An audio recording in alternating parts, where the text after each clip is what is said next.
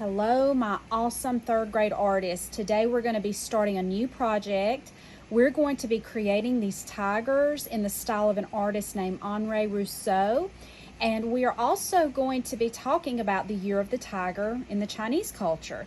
So we're going to have several classes, several grades right now working on tigers because, like I said, this is the year of the tiger in the Chinese culture. And in the Chinese culture, their years are named after an animal. And this year happens to be, this is 2022, and it happens to be the year of the tiger.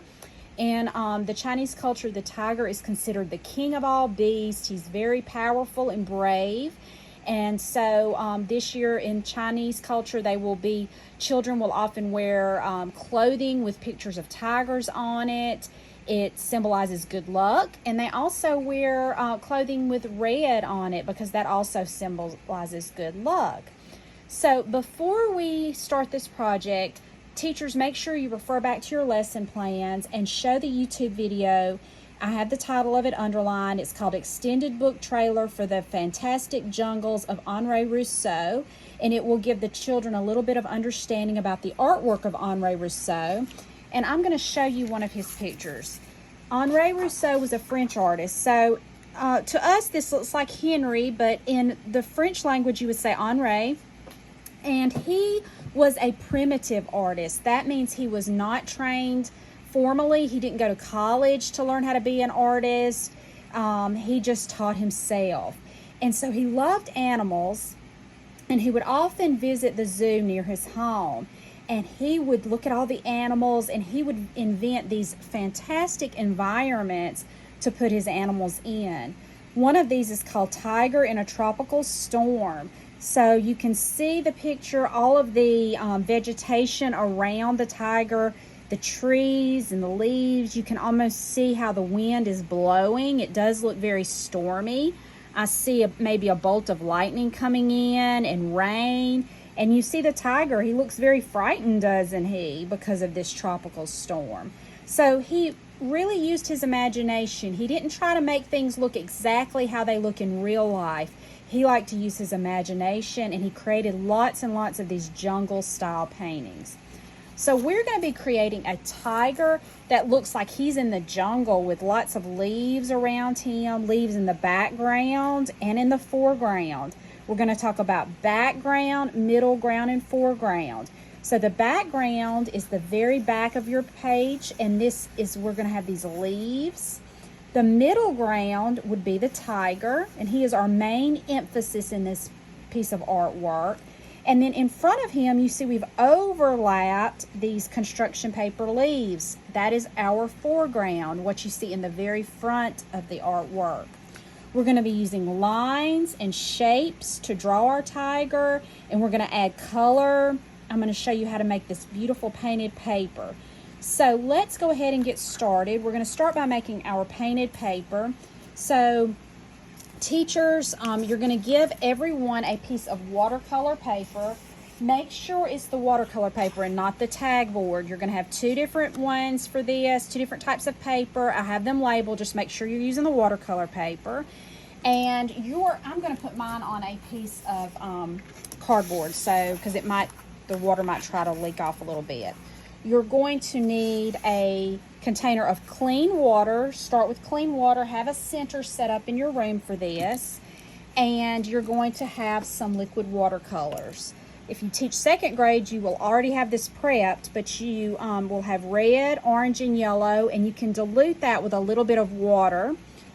So you're going to begin by having the students wet the sponge and wring it out. It doesn't need to be sopping wet, and they're just going to dampen the paper. They don't want to puddle water up. That would be too much. Just dampen the paper with the sponge.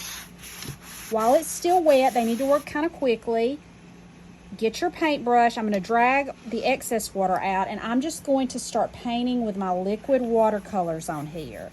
Let them just have fun with it. The dampening of the paper will help the water flow. So we don't mess our colors up. Every time in between, you need to rinse your brush and then drag the water off. I'm going to get some orange. I'm just going to go in. You'll need something under it because the watercolor is going to try to flow off the paper. I'm gonna rinse my brush again. Again, I'm going kind of quickly. I don't want things to start drying or they won't flow together like they should.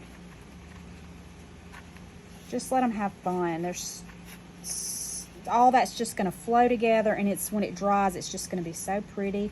I think I'll go back and add a little bit more yellow. And it doesn't have to be perfect. You're just making a beautiful piece of painted paper. Okay, so that one's kind of splotchy. I like it. I'm going to sit it over to the side. Make sure the students have written their name and their homeroom teacher on the back. We don't need to affix the name labels yet because you're going to be cutting those tigers out. So I'm going to sit that to the side, and I have one that has dried already. So see how beautiful that looks after it's dried. You may want to have to flatten them under some heavy books or something, because they're going to try to curl up. And we're going to draw our tigers. I've already kind of drawn a light one on here with pencil, and I'm going to be going over it with Sharpie. Let your students start out drawing with a pencil though. I'm just drawing with a Sharpie so you can see what I'm doing. We're going to make the tiger fill our page. So you want to make him big, and we're going to start with the eyes. We're going to have our paper turned vertically. That's with the long side up and down. This is called portrait mode on here, or portrait style. If you turn it this way, it's called landscape style. So we're going to have it in portrait style. And we are going to start with the eyes. So this is the middle of my paper. I'm going to come up a little bit from the middle, and I'm going to make an ellipse. That is a football shape. Okay, we associate that with an eye shape also. I'm going to make one on this side, and I'm going to make one on this side, and I'm going to make them large. This tiger is going to have big, beautiful eyes. All right. Inside of there, let's make a circle, like a half circle, so it doesn't go all the way to the bottom. And then inside there, we will make another circle. And later, I'm going to go ahead, but later when you're using your Sharpie, you will color that in. Okay. Now I'm going to start on his nose. Tigers have a very broad nose, so starting in the corner of each eye, you're going to make a line that goes down, and it's going to go about to the middle of the page. See where the middle of your page is, and it's going to go about to the middle of the page, and then you're just going to connect those with an upside down triangle. When you use your Sharpie, you can go ahead and color that triangle in. I'm going to do it now since I have my Sharpie. Okay, now we're going to make his muzzle. So we're going to start where the nose, at the top of the nose, and we're going to go around all the way to the point of the nose. And then we're going to do the same thing on the bottom, on the other side, sorry. Okay. Now let's give him a mouth. So I'm going to give one little curved line there and another, and then later when you have your Sharpie, you can color this in black. His mouth's kind of open. Okay, and now I'm going to make the shape of his head. So the shape of his head isn't perfectly round. I'm going to start here at the bottom of his muzzle, and I'm going to go round up and then kind of back down again. Use your finger to kind of plan this out. Remember, this is the shape of his head. Okay, so start here, go up, all the way around and back down to the other muzzle. That's the shape of his head. Let's give his ears. Kind of has big ears, so I'm just going to make kind of a curved triangle shape on each side. And then inside, I'm going to make these lines with zigzags. That's kind of going to represent where his fur is. They have a very furry face. And then we're going to give some areas that are going to be stripes. I'm going to start by making this curved triangle shape that will later be colored in with a Sharpie. Just draw a curved triangle shape and then go over it, just right over it with these zigzag lines, because all of this is going to be colored in, so you won't be able to see where it overlaps. Then we're going to make some zigzag lines on the side of his face to represent his stripes. We're going to go back over this with a fat Sharpie. You're going to use fat Sharpies, actually, and that'll make the lines a little bit thicker. And then I'm going to put some dots on his muzzle where his whiskers are. I'm going to draw a few whiskers that come out. And some more dots. Remember, you're just drawing with a pencil right now. You can go back later and outline all of this with your Sharpie. And then we're going to draw his body. So we're going to just start here at the bottom of his face and kind of come around and go all the way to the edge of the paper. Same thing over here. And in the middle, where his chest is, often tigers will have a white patch on their chest. So we're going to make a little half circle there. And some more zigzag lines. I'm going to make this one go all the way across. Remember, these zigzag lines are just representing his stripes. And then I'm making those stop on the half circle. Okay, so when you get it all drawn with your pencil, teachers, you can give the students one of these fatter Sharpies. They'll make a little bit fatter line and have them outline everything. I'm going to go back in and color in some of these places that I was talking about. And then I'm going to go back over some of these lines, zigzag lines I've made, and make them thicker. So encourage the students to, maybe you might want to make 2 zigzag lines really close, outline them again, and make them thick so they really stand out. Remember, tiger stripes really stand out. So see how I'm going to go back over and make those really thick. I could even make this one thicker by adding another line to it. I'm going to do the same thing over here.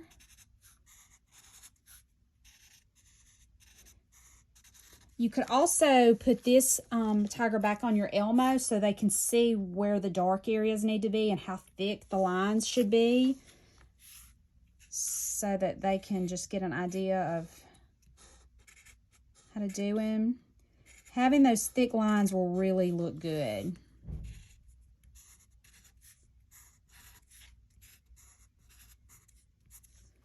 Okay, and I'm going to make this one thicker. To make them thick, I kind of almost hold my Sharpie at an angle to the side.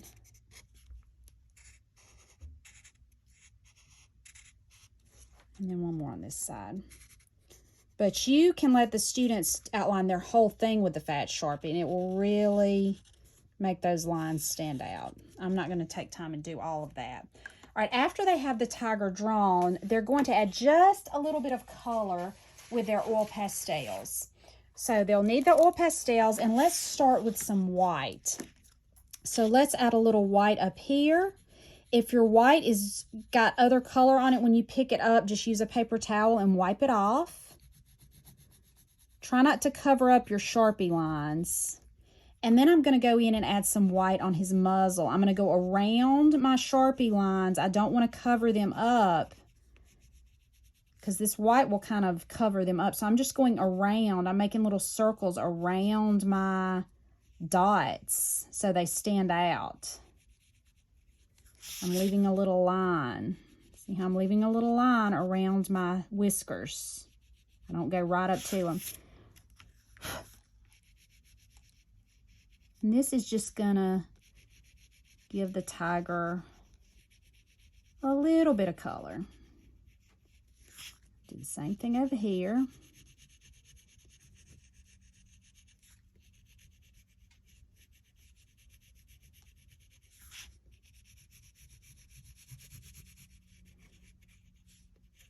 Remember, don't cover up your Sharpie lines. You might get a little bit on your Sharpie lines, but these oil pastels are waxy, so your Sharpie won't draw over them really well. And then I'm going to do where the bottom of his mouth is. And then I'm going to go around his eyes. This is the white part of his eyes. And then up here. And one more place we need some white is his little patch on his chest. So I'm just going to go in there again. Try not to cover up your Sharpie lines. I like oil pastels. You don't have to color as perfectly with oil pastels. You'll still see some of that orange and yellow coming through and red, and that's okay. And then the last thing, I'm going to give his eyes some color. I'm going to do some green and maybe a little blue, but you can do whatever color you want. So I'm going to go around his eyes. Again, I'm trying to not color on his on the Sharpie lines. I'm going to go here with some blue. And you know, we've used oil pastels before. They blend really nicely. So I'm kind of blending this blue in with the green. Looks really good. Okay, so there's our tiger. And now we're going to cut him out. So when we go to cut him out, let me find my scissors. Here they are. We're going to leave a little edge around. We're not going to cut right up to the black line. I want you to leave a little edge around. See how I left just a tad bit of an edge so you can still see all of your black line. And teachers, make sure the kids haven't already put their name labels on. They don't need to have them on yet. They'll just need to write their name on the back of this tiger because we've still got to do our collage part of our background. So see how I'm cutting? I'm turning my paper and I'm leaving a little edge around it so you can see all of the outline of the tiger's face with the Sharpie. It will look better if you can see that outline of his face and don't cut it off. So that's why we don't cut right up to the Sharpie line. Get these pieces out of the way. Take your time and cut. Teachers, let the students cut this themselves. They are in the 3rd grade and they can use scissors on their own. So do not cut these out for them. They can do this. All right, so you've got a tiger like that, and make sure now that they write their name on the back of it. All right, now we're going to come in with our tag board. So this should be labeled in a pack for you. Tag board is kind of like a really thick paper. It's thicker than drawing paper. It doesn't have the texture like your watercolor paper. We're going to start. Actually, what you'll need to do, I did leave a step out. Before this, you are going to need to let the students have a day where they cut out leaf shapes in the tissue paper. So I've provided you with different cool colors of tissue paper, and you just need to let them cut out some leaf shapes. They don't have to be perfect. They don't have to draw them. They can just cut them out. You can show the students how they can stack together like 3 pieces of tissue paper and cut it all at once, and you'll get 3 at a time, and it'll save a lot of time because tissue paper is so thin. So have them do it in different shapes and different sizes. Just put them in a big bin, and we're going to come back and use them later. So they're going to need to cut the tissue paper, and then also I'm providing you with some cool colored construction paper, and that will be used to make the leaves that are in the front, the foreground. And I do want to show the students something, because these leaves will need to be a little more time and care taken in cutting them out. But I'm going to show them how to make some notches on the leaves so some of them look a little different. So again, you can put 2 or 3 pieces of construction paper together. I have them stacked together, and I'm not drawing this. I'm just going to freehand cut out some leaf shapes. So for some, I will just cut out these elliptical shapes, and those are good. So I put those over to the side. Those would be in a pile. Now I'm going to make some. You may want to make them a little bigger for this, where we're going to make the notches. Okay. So I have these. Let's stack them back together again. And then you just come in on one side, and you cut out these little triangle shapes. Just some slanted lines that will make like a triangle, and those make some little notches in your leaves. And it makes them to have a little variety, so they're not all the same. So also have the students cut out some construction paper leaves, put them in a different area because we're going to use them at the very end. Okay, so once the students, you've got a pile of these tissue paper leaves, we're going to start with the Mod Podge. So you will have some containers of Mod Podge. It's like a sealing glue and some foam brushes. So you're going to just start attaching these, and I think I'm going to get, I don't want my gray board here to get messed up, so I'm going to put something under it. I've just got a piece of cardboard. Teachers, you may have some old scrap paper. Put under my tag board. And you're going to dip your foam brush in the Mod Podge, paint some down, lay the leaf on it. It can come off the page a little bit, and then they're just going to go over it with the Mod Podge.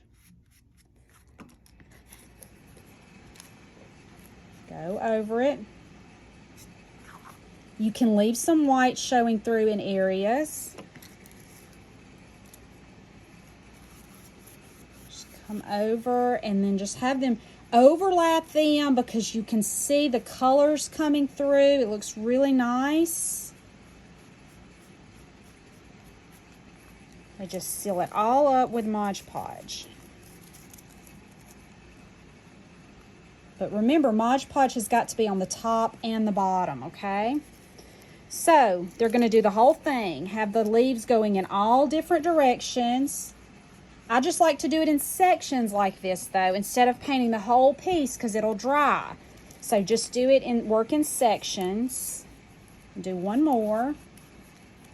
And, like, have it coming off the paper in places. That'll look nice. That'll give it some interest. Okay. Make sure you put this foam brush in some water when you're done because the Mod Podge will dry, and rinse it out good and wring it out really good if you're going to use it again. So you would just completely cover that in Mod Podge with leaves. Okay, so then after you do that, you're going to take your tiger that you drew earlier and just glue right on top of your leaves after they have dried. That would be your next step. Then the very last step, because remember we've got our background, this is our middle ground, and we are going to create some overlapping leaves in the foreground. So after our tiger is glued on here, and you can either use Elmer's white glue to do this, or you can use rubber cement. You just paint it on the back and glue him on top of it. After you do that, then you will glue some of these leaves just on top. They will overlap your tiger a little bit. Don't cover him up completely. Leave some of him showing through. But it's like he's hiding in the jungle, just like Rousseau would do in his paintings where the tigers and the lions were hiding. That's kind of the effect that you're creating when you overlap these construction paper leaves on the top. So really take time on this project. Make it look really good and do your very best. And if you do your very best, I'll put these on Artsonia, and you may even get chosen for the art show that will be this spring. So work really hard, and I can't wait to see what you do. Bye.